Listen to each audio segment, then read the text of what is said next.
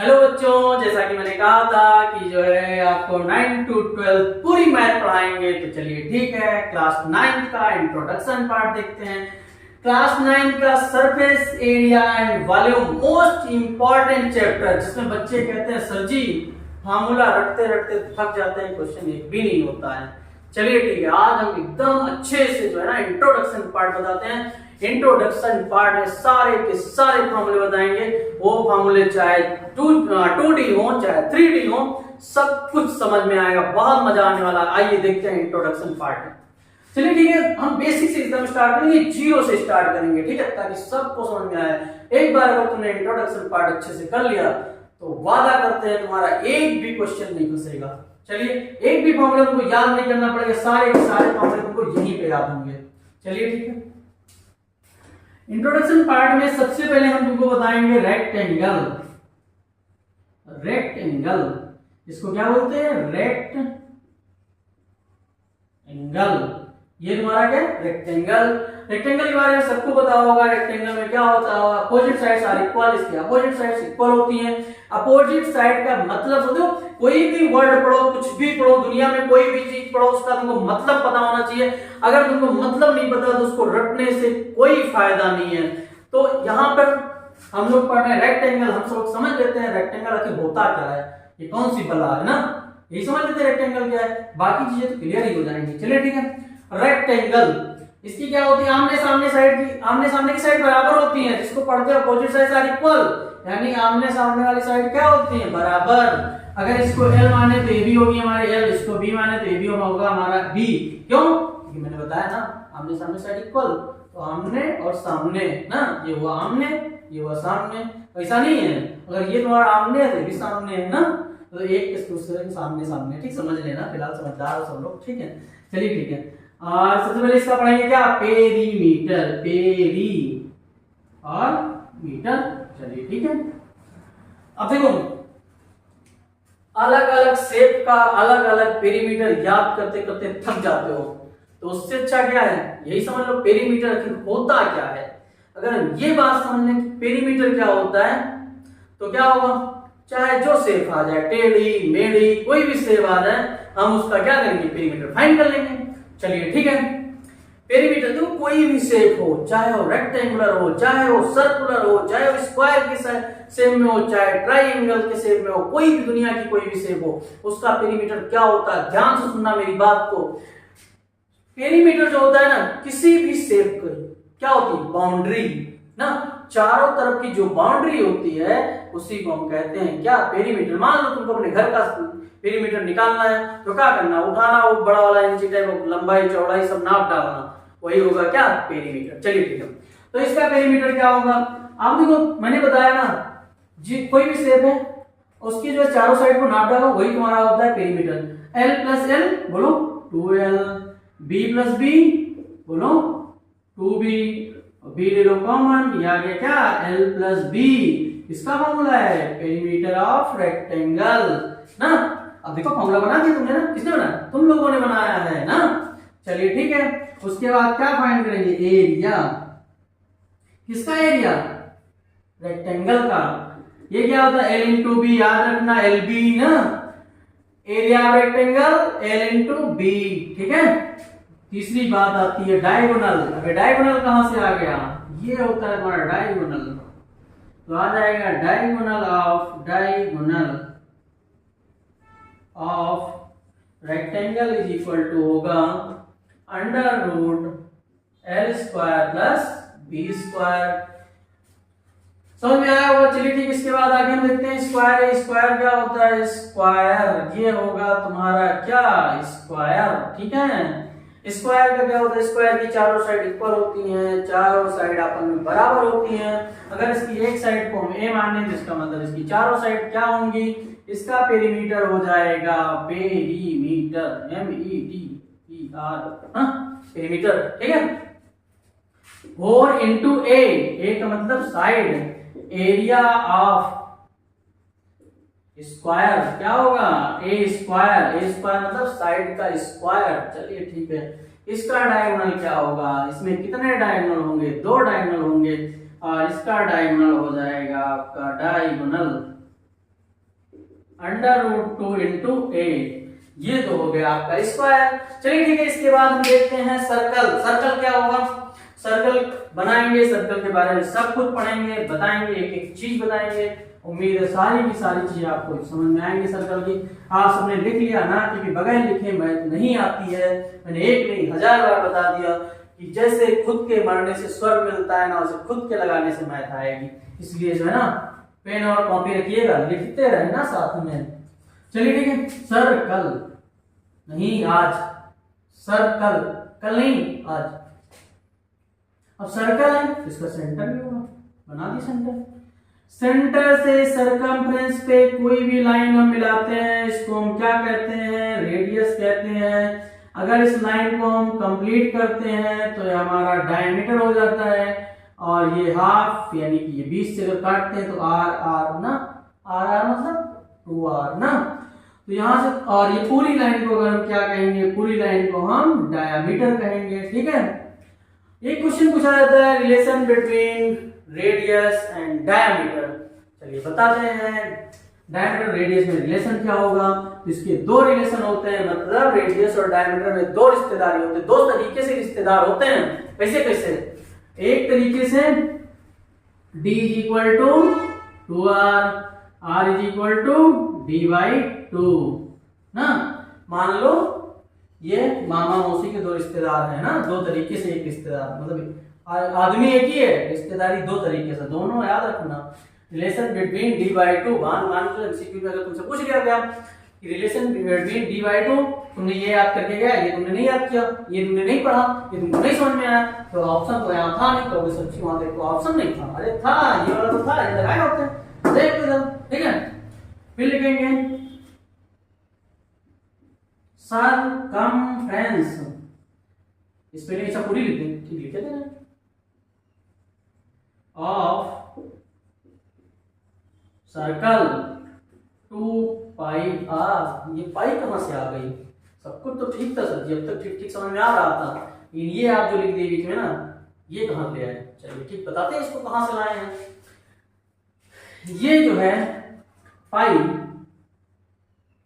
पाई की वैल्यू होती है 22/7, और एक पाई का बहुत बड़ा इतिहास है। अगर हम इतिहास सुनाएंगे तो हमारी क्लास पूरी निकल जाएगी, इतिहास नहीं पूरा होगा, इसलिए मैं आज तुमको पाई का इतिहास नहीं बताऊंगा। पाई पे मैं एक अलग से वीडियो बनाऊंगा, उसमें पाई का पूरा इतिहास होगा, उसमें देखिएगा। पाई बहुत इंटरेस्टेड कहानी है, बहुत अच्छी कहानी पाई की, तो अलग से एक वीडियो बनाएंगे पाई के बारे में, उसको देखिएगा, उसमें बताएंगे पाई के बारे में सब कुछ। लेकिन यहाँ पे मैं पाई की वैल्यू तुमको बता दे रहा हूँ। पाई की वैल्यू होती है 22/7। ये इसकी एग्जैक्ट वैल्यू नहीं होती है, इसकी दूसरी एग्जैक्ट वैल्यू होती है पाई = 3.14159। आगे बहुत नंबर है, ठीक है, तुमको ज्यादा नहीं याद रखना, तुमको जो है सिर्फ और सिर्फ 3 के बाद क्या करना है, 2 डिजिट याद रखना है। ठीक, ये तो हो गई पाई की वैल्यू। और सरकमफ्रेंस ऑफ सर्कल क्या होता है, 2πr। चलिए ठीक है। अच्छा, कुछ हिंदी मीडियम वाले बच्चे हमारे कह रहे होंगे सच्ची हिंदी तो बता दिया करो कभी कभी। चलिए ठीक, बता देते हैं। ये हिंदी में इसको कहते हैं क्या, व्रत, और ये क्या है, चलिए ठीक है, व्रत। और इसको सरकमफ्रेंस को हिंदी में कहते हैं परिधि। हिंदी मीडियम वाले बच्चों से हम कहना चाहेंगे कि हिंदी के साथ साथ में इंग्लिश भी पता होना चाहिए, और इंग्लिश मीडियम वाले बच्चों से हम भी ये भी कहना चाहेंगे कि उनको इंग्लिश के साथ में हिंदी भी पता होना चाहिए। नहीं पता चलेगी कहीं जाओ तो कहो कि हमको एप्पल पता है, सेब तो हम जानते नहीं क्या होता है ना, उनको पता होना चाहिए कि एप्पल को सेब कहते हैं, सेब को क्या कहते हैं, एप्पल कहते हैं ना। चलिए ठीक है, देखते हैं ये क्या है, परिधि होती है, किसकी परिधि, सर्कल की। सर्कल क्या है, वृत्त है। फॉर्मूला 2πr याद रखना। Circumference of circle = 2πr। पाई की वैल्यू 22/7, दूसरी वैल्यू होगी पाई की 3.14159।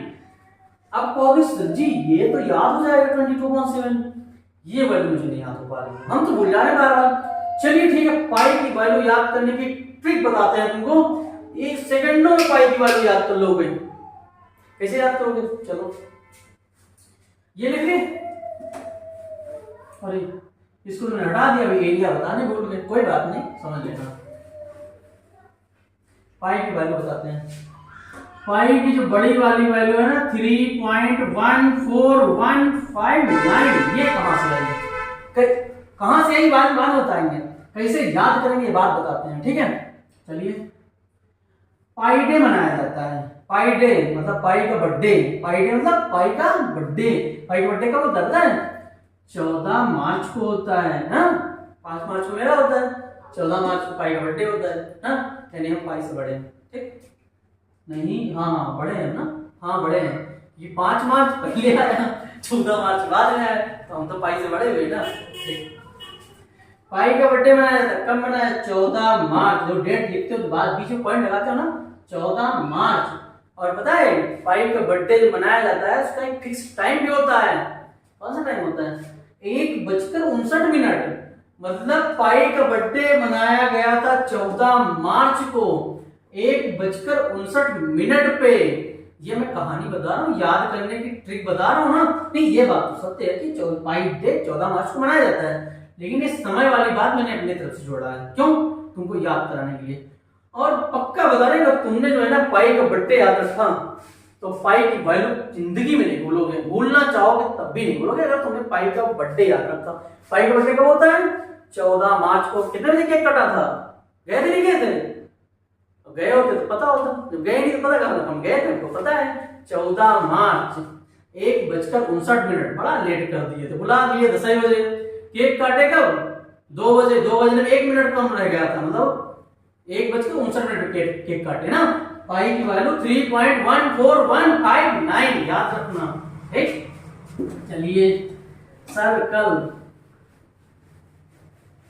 ये बच्चे बार बार बोलते हैं सर्कल सर्कल, नियम आज ही पढ़ाएंगे ना। चलिए,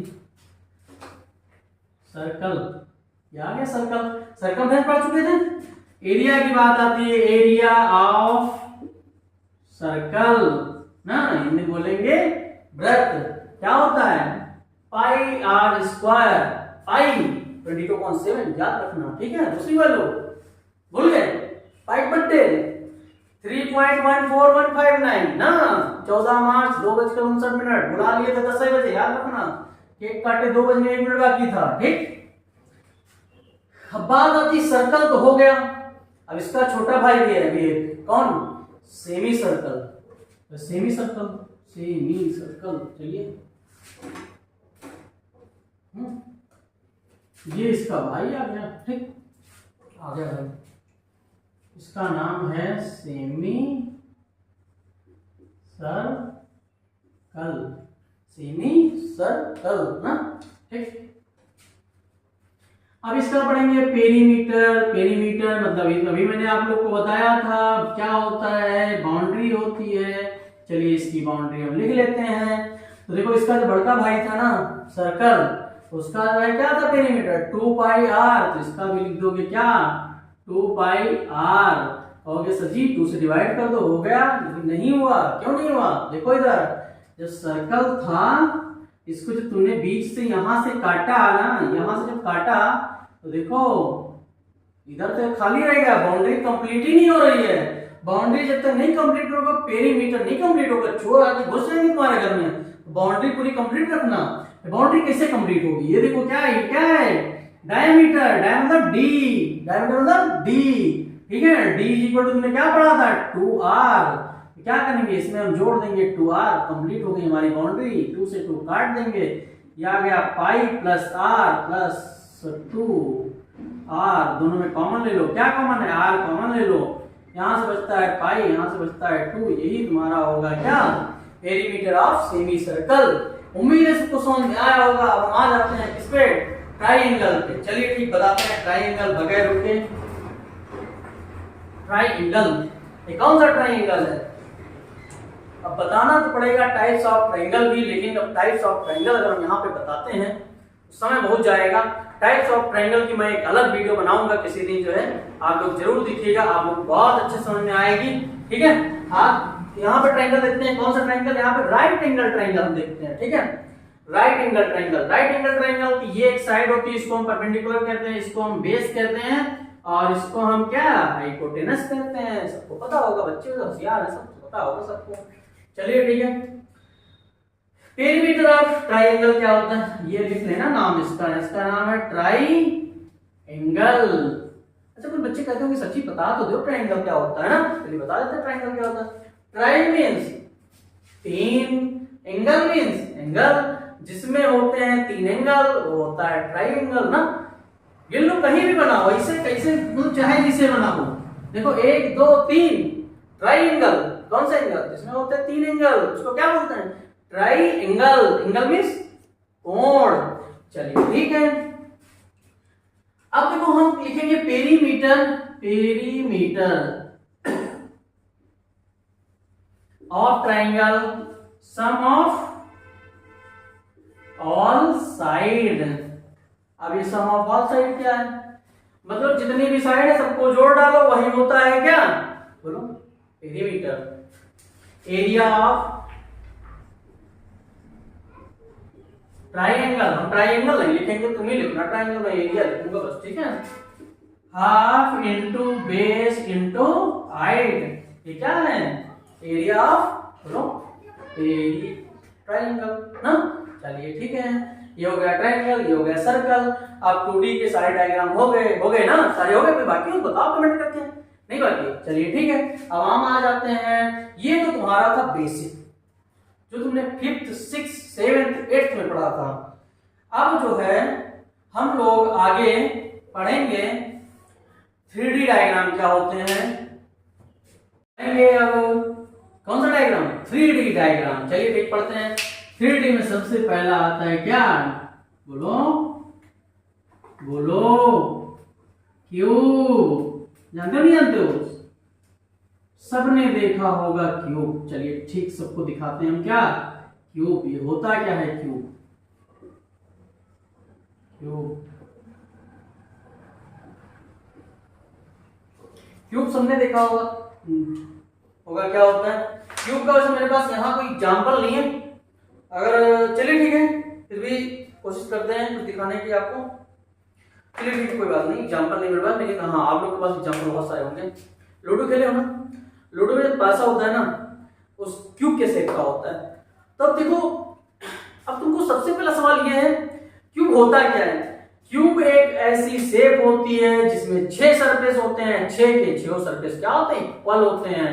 6 सरफेस कैसे होते हैं सच्ची बताओ। देखो लूडो वाला पासा होता है ना, उसमें नंबर 1 होता है, नंबर 2 होता है, नंबर 3 होता है, नंबर 4 होता है, नंबर 5 होता है, नंबर 6 होता है। मतलब एक सरफेस पे एक नंबर होता है, 6 नंबर होते हैं, 6 सरफेस हो गए। बात है समझ में, हाँ समझ में आ गई।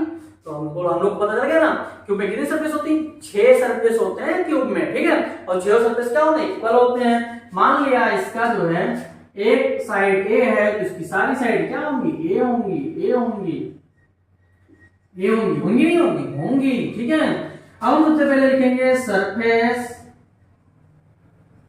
Area of cube. इंक खत्म हो गई मेरे मार्कर में, इंक खत्म हो गई है। चलिए ठीक है, surface area of cube.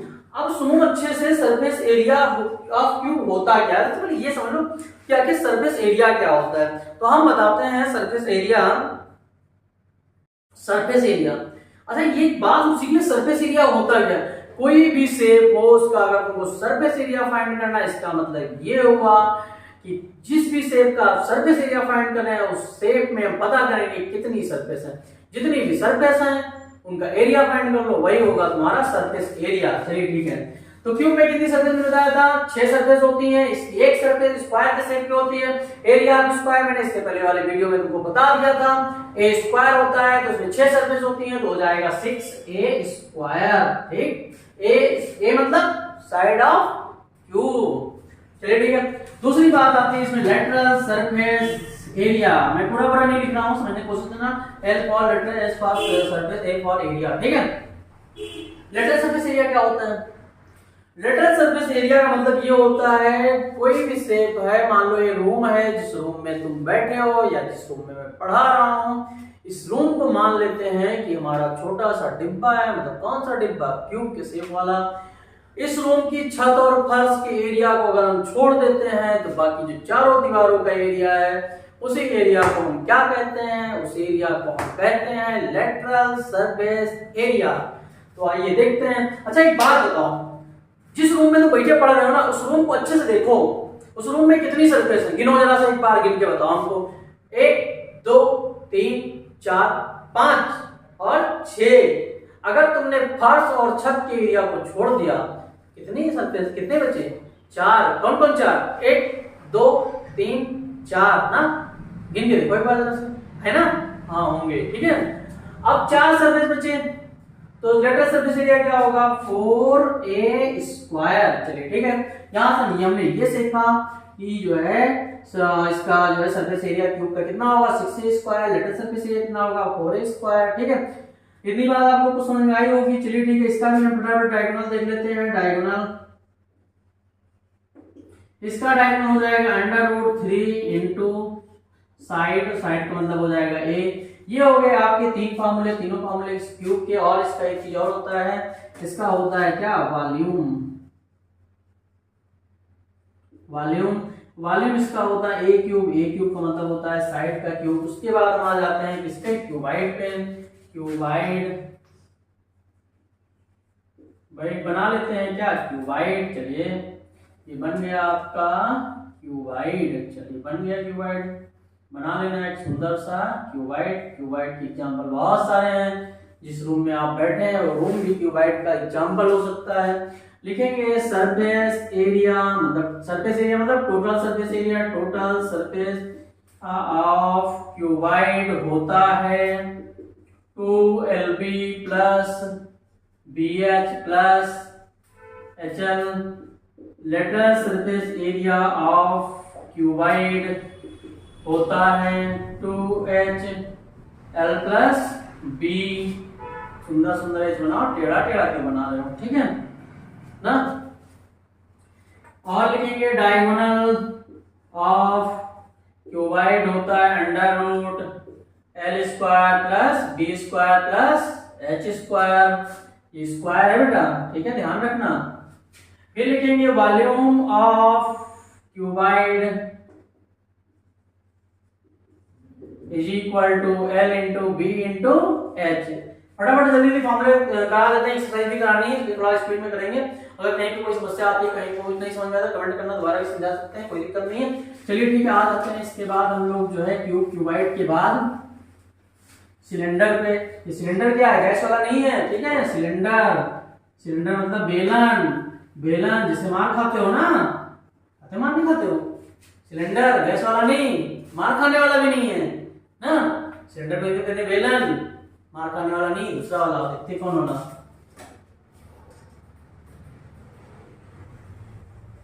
Cylinder. अब देखना ध्यान से जरा से, इधर जो है ये है आपके सिलेंडर की रेडियस और ये होती है हाइट। हम लोग लिखेंगे CSA ऑफ सिलेंडर। अब CSA ऑफ सिलेंडर होता क्या है? CSA मतलब curve surface area of cylinder. इसका एग्जांपल मेरे पास यहाँ पर कोई नहीं है, लेकिन मेरे पास ये बॉटल है। बॉटल को ध्यान से देखना, इसका CSA कौन सा होगा? इसका ये वाला पार्ट और ये वाला पार्ट अगर हम छोड़ देते हैं तो ये हमारा जो कर्व वाला एरिया है, इसी को हम क्या बोलते हैं? CSA बोलते हैं। और किसका CSA? सिलेंडर का CSA।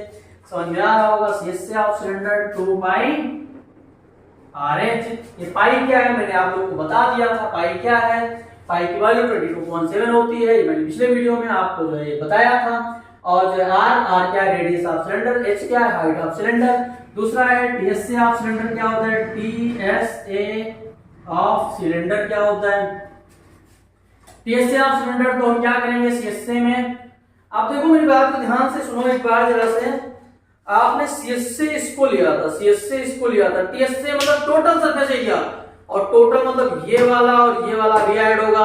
और ध्यान से देखना ये एरिया कैसा है? सर्कुलर है। एरिया ऑफ सर्कल मैंने तुमको बताया था। क्या बताया था? मैंने एरिया ऑफ सर्कल बताया था πr² ना। तो देखो इधर πr² इसका जुड़ेगा, ध्यान से देखना। πr² इसका जुड़ेगा, इसका। अरे किसका? इसका ना। चलिए ठीक है, तो हम लोग लिखेंगे 2πRH प्लस 1πr²। 1πr², कितनी πr²? 2πr²। यहाँ पे लिखेंगे 2πr²। देखो कुछ कॉमन दिख रहा है। कॉमन क्या होता है? कॉमन जो एक जैसी चीज दिख रहा है होती है कॉमन। 2 पाई आर ले लो कॉमन, 2 पाई आर कॉमन, यहाँ से बचेगा h, यहाँ से बचेगा r, ये हो गया टीएससी ऑफ सिलेंडर। अब तीसरी बात आती है यहाँ पे वॉल्यूम ऑफ सिलेंडर। ये वॉल्यूम ऑफ सिलेंडर क्या होगा?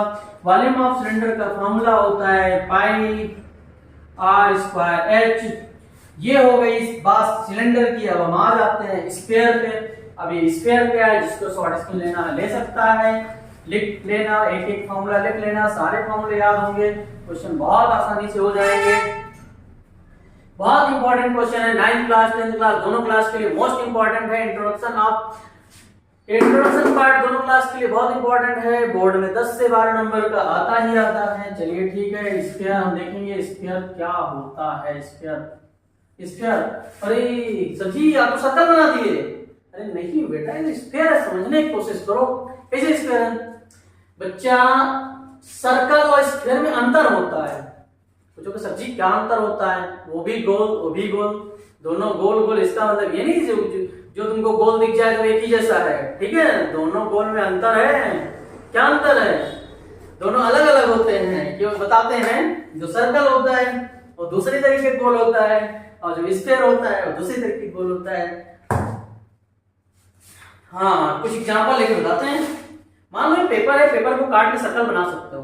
पेपर को काट के सर्कल बना सकते हो। अरे कैसे बनाओगे? इसको गोल गोल काटो ना, क्या हो जाएगा? सर्कल।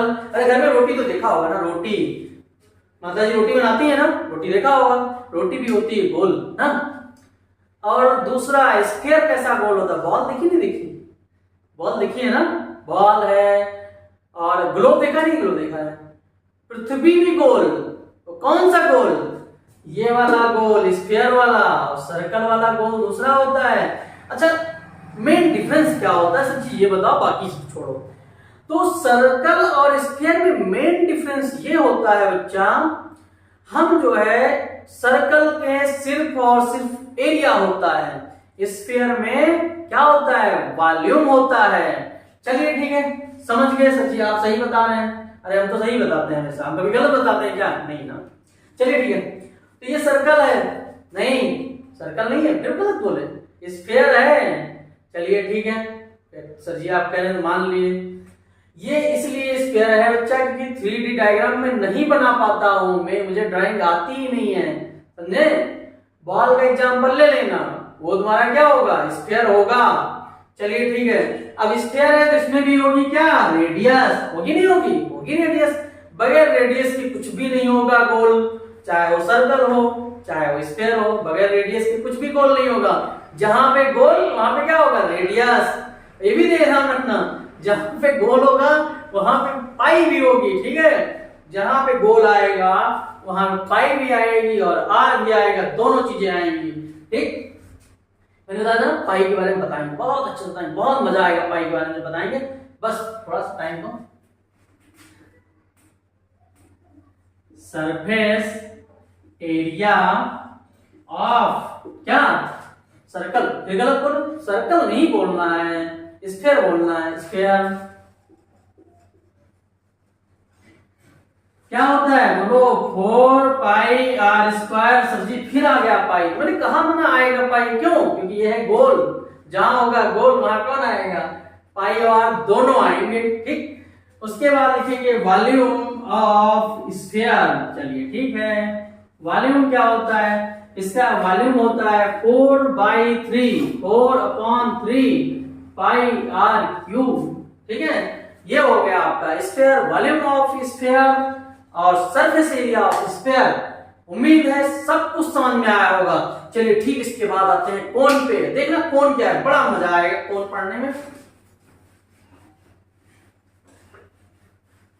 और ये तो क्या होगा? ये सरफेस एरिया का एस तो हमारा उड़ ही गया। चलिए ठीक है ना, यही तो था, ठीक हो गया सरफेस। हाँ नहीं कहेंगे सर जी सरफेस एरिया पढ़ा रहे थे। अरे भाई बच्चे जो आगे से वीडियो देख लिए, कहे सर जी आज हम पढ़ के आए, कहे क्या पढ़ गए? सरफेस एरिया का क्या होता है, इसमें एस लगा देना, ठीक है? मिट गया था उससे, कोई बात नहीं। कौन? लेकिन एक बात तो हम भूल ही गए, क्या बोल गए? तुम लोग याद भी नहीं दिलाते हो। अभी उसका भी छोटा भाई है, सर्कल का दूसरा भाई था ना, उसका भी है, क्या है? हेमिस्फीयर। भूल जाते हो,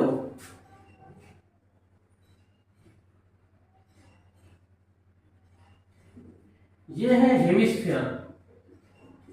कहोगे सर जी भाई तो छोटा है नाम बड़ा है, कोई बात नहीं ना, ये जो भाई तो छोटा है नाम बड़ा है, कोई बात नहीं, छोटा वाला भी बड़ा कर सकता है, बस सोच होनी चाहिए बड़ा करने की। छोटा इंसान भी बड़े बड़े काम कर सकता है, बस तुम्हारी सोच होनी चाहिए बड़ा करने की। तो छोटा भाई है, छोटे भाई का भी नाम बड़ा हो सकता है, छोटा भाई होनहार निकल सकता है, बड़ा भाई भी नालायक निकल सकता है, तो उसमें कोई बड़ी बात नहीं है, कोई बात नहीं। आइए देखते हैं फार्मूला। अब देखो हेमिस्फीयर आ गया, अब लिखेंगे सीएसए ऑफ हेमिस्फीयर। सीएसए क्या होता है, घर में कटोरा होगा सबके, है कि नहीं, देखो बना दे रहे इधर, ये देखो बन गया कटोरा, हाँ सीएसए ऑफ कटोरा नहीं, सीएसए ऑफ हेमिस्फीयर, ठीक। कटोरे को देखना, कटोरे का ये गोल वाला कर्व वाला एरिया है ना, यही वाला क्या है सीएसए, सीएसए ऑफ कटोरा नहीं, क्या सीएसए ऑफ हेमिस्फीयर, कटोरा मत बोलना, ठीक है, नहीं सच्ची कहेंगे कहां पड़ गया कटोरा तुम, ठीक। क्या होता है 2 पाई आर स्क्वायर, फिर लिखेंगे टीएसए। अब ये टीएसए क्या है, अभी मैंने बताया था, भूल जाते हो बार बार, ऑफ हेमिस्फीयर। अब देखो जो तुम्हारे घर में कटोरा है ना, उस कटोरे का ऊपर वाला सरफेस देखना कैसा है, गोल, कौन सा गोल, कौन सा गोल, ध्यान देना, ये वाला गोल नहीं, वो वाला गोल, कौन सा वाला, सर्कल वाला ना। और एरिया ऑफ सर्कल मैंने आपको पढ़ाया था, क्या पढ़ाया था, पाई आर स्क्वायर। तो इसमें हम क्या करेंगे, 2 पाई आर स्क्वायर में हम 1 पाई आर स्क्वायर ऐड करेंगे, आ जाएगा 3 पाई आर स्क्वायर। ये क्या होगा, टीएसए ऑफ हेमिस्फीयर। उम्मीद है सबको समझ में आया होगा। चलिए ठीक है, हम लोग इसके बाद पढ़ते हैं वॉल्यूम ऑफ, क्या, अरे 2 बार लिख गया, कोई बात नहीं, वॉल्यूम ऑफ हेमिस्फीयर। वॉल्यूम क्या होता है, वॉल्यूम यानी जो तुम्हारे घर में कटोरा था ना, उसकी कैपेसिटी कितनी होगी, उसमें जो भी तुमने रखा, पानी रखा, दूध रखा, खाना रखा, कुछ भी रखा, उसकी कैपेसिटी कितनी है, कैपेसिटी मतलब उसकी क्षमता कितनी है, क्षमता मतलब उसमें कितना आएगा, कुल मिला के ये समझ लो, बस फालतू 50 वर्ड समझने कोई मतलब नहीं है, ठीक है।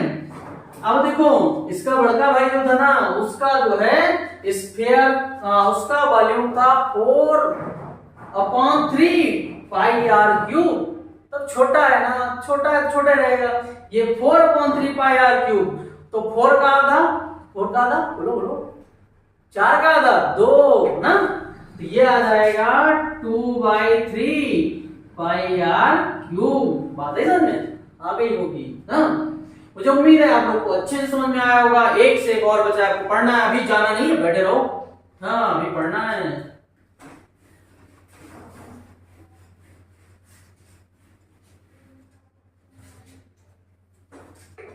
ये क्या है, ये देखो पहचान बताना हमको क्या है, तो जी ये तो हमारे बर्थडे वाली थी ना, अरे बर्थडे कैप ना, बर्थडे कैप, ये क्या है, कोन। अब ये कोन का होता है, जो बर्थडे कैप तुम्हारी है कोन के शेप की है, इसको हिंदी में बोलते हैं क्या, बोलो शंकु, ठीक है। हिंदी बच्चा इसलिए लिखते हैं ताकि तुमको हिंदी पता होना चाहिए, यानी कि नहीं मतलब सीबीएसई आईसीएसई बोर्ड से तुम पढ़ रहे हो इसका मतलब तुमको हिंदी पता ही ना हो, ठीक है। सच्ची हम तो एप्पल जानते हैं, सेब तुम जानते नहीं है।